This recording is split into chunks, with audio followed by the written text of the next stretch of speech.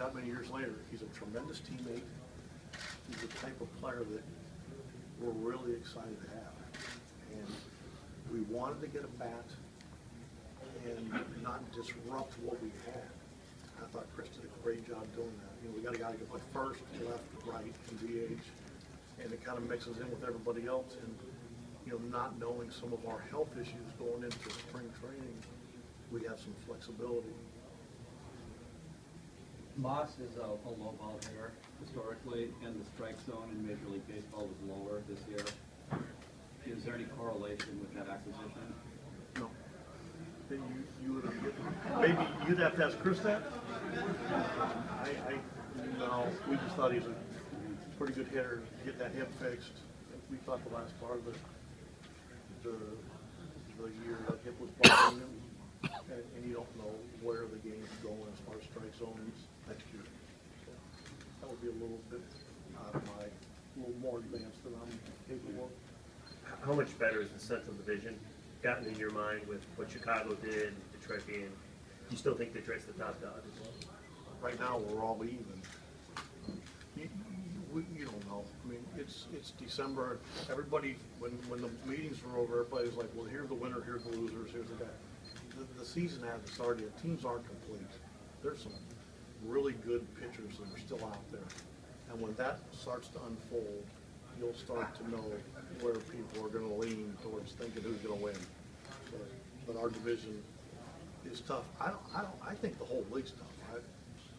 When you look at the schedule, like, you know, it just seems difficult.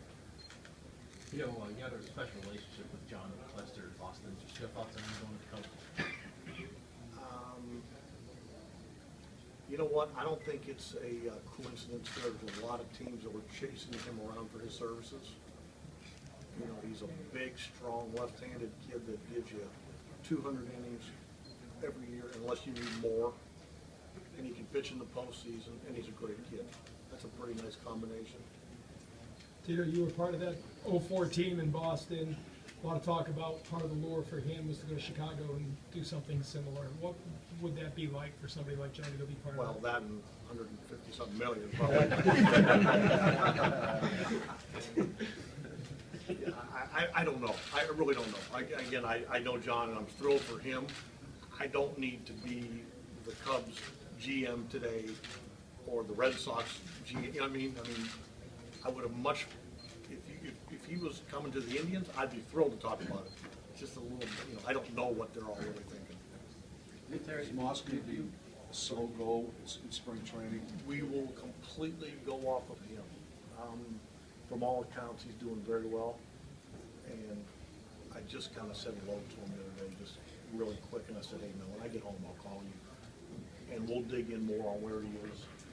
But it will be completely on him, but I think he thinks he's going to be full go. But again, if he's not, that's not the end of the world. With him and Santana at first, and Swisher, Murphy and Rayburn still in the fold, how challenging could that be to rotate those guys in and out?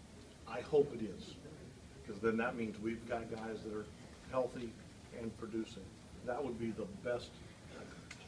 That would be the best situation if we have to try to feel like we got to get guys in there, because that meant guys came, they're healthy and they're hitting. So that would be wonderful. I hope that happens. You know, the baseball world, for whatever reason, it keeps aligning back to Lester for a minute, that Theo and the Red Sox continue to do these battles. Are you amused or entertained? Well, I'm not sure what other battles there were. Well, I mean, Dale Swam, the manager, right out of the gate, they both were after you. Well, I think that's just. I think in baseball in general, yeah, you gravitate towards people that you not only know, but because you know them and you trust them. I mean, it can be said the same. I mean, Sean Lester is on a different level, but last year with the Indians, we went after Scott Atchison. There was a reason.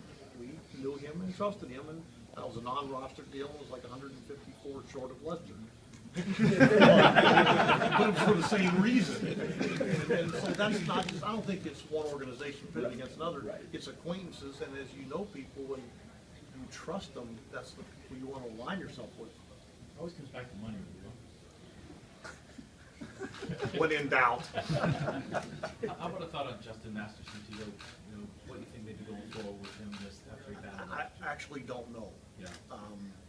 It's hard to speak for somebody when they're not your, I mean, I love Masty. Everybody knows that. I think everybody's been in, has had contact with Masty, loves him.